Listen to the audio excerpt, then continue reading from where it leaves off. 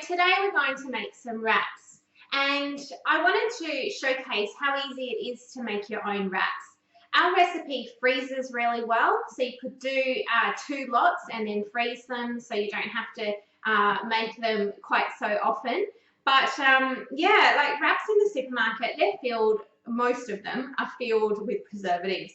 A lot have artificial food dye in them, artificial colours. The reason that spinach wraps are green in the supermarket is from a combination of blue and yellow artificial food dye, which is really quite scary, let alone the amount of preservatives that are in these wraps. There are a couple of brands in the supermarket that we would buy. They are quite expensive, however, so we prefer to make our own. And as I said, we prefer to do a couple of batches and then freeze them, so we've always got some on hand. There are a couple of recipes on our website now. We have a beautiful sun-dried tomato wrap recipe and a beautiful spinach wrap recipe on our website, but today we're going to make plain. So all you need to make your very own wraps is some plain flour, baking powder. Just make sure you get an aluminium-free baking powder. That is another good tip to be additive-free. A lot of baking powders have anti-caking agent, which is an aluminium-based additive, like exactly what's in your window frames. So we like to get aluminium-free baking powder. You also need some butter, or you could use coconut oil if you're dairy-free, and some salt and some good quality olive oil. And that's really all that should be in wraps. Oh, and boiling water. You know, if you're reading the ingredients in the supermarket and there's ingredients on there that you just don't understand, it's a big long word, or there's lots of numbers on there, generally that's not good. You really should be able to read what those ingredients are and be able to understand what they are. All right, so let's get on to making some wraps. They're pretty simple. So you just need to pop in 400 grams of plain flour.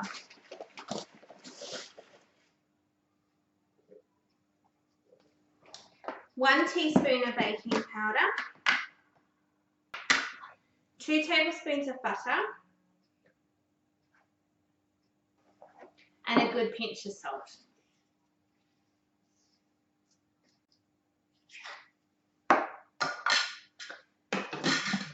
Mix that around for 10 seconds on speed 7, just to incorporate it all and get it mixing. You want it to sort of become a bit like breadcrumbs.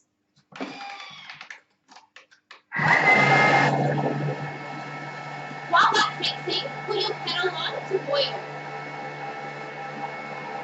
So now you should have like a similar to almost like breadcrumbs, but you just, I guess, want it to be all incorporated. Scrape down the sides.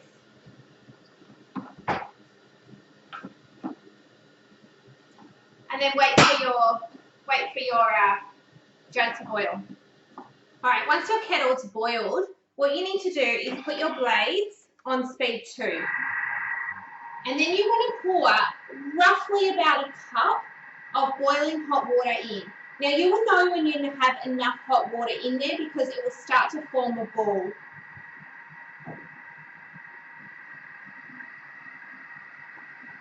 Just wait in between batches of water, and then as soon as you start to see that ball, you know that you've got enough in there. If you do add a little bit too much water, that's okay, just add some more flour back in. Okay, so once you've got a ball, I'll show you what it should look like. So roughly something like that.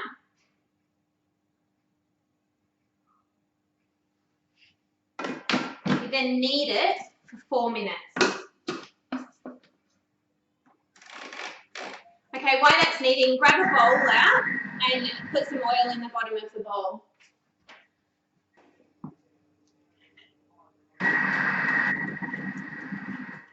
You just want enough oil just to coat the bowl so your dough doesn't stick.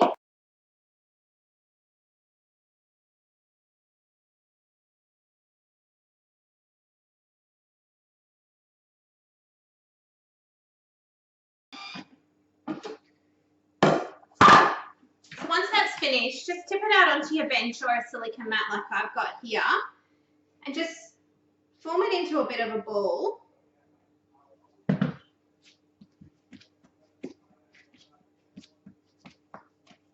And pop it into your container for about 10 minutes. Just put a tea towel over the top.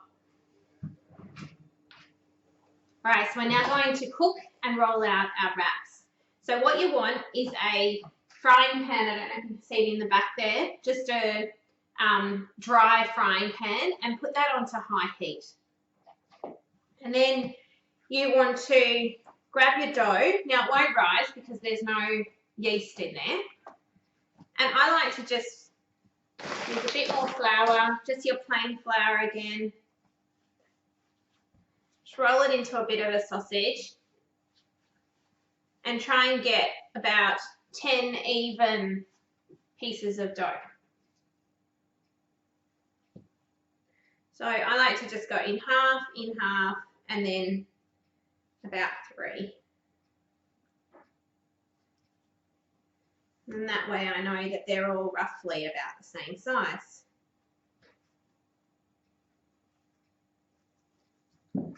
And pop it back in your jug. So I've got 12 pieces here, so roughly between 10 to 12. Bit more flour, and you're ready to roll out your first wrap. Now a good tip is to try and get them quite thin. So really try to get them as thin as you can, because you'll get a much better wrap.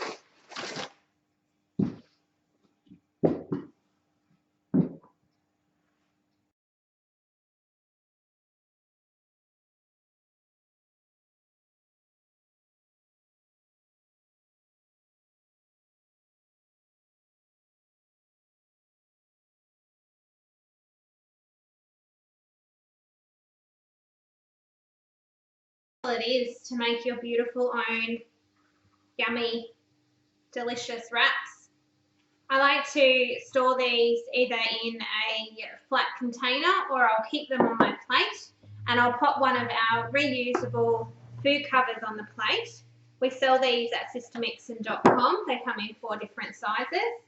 And then I literally just pop that in the fridge until we're ready to eat them. They will last roughly, they'll stay fresh for about 24 hours. So if you're not prepared to, or if you can't eat them straight away or within a day, do put them in the freezer, because they will stay much nicer that way. Well, enjoy your wraps. Look forward to hearing what you think. Please leave a comment. Subscribe to our channel so you can see all our videos and any new videos we post. And you take care. See you guys.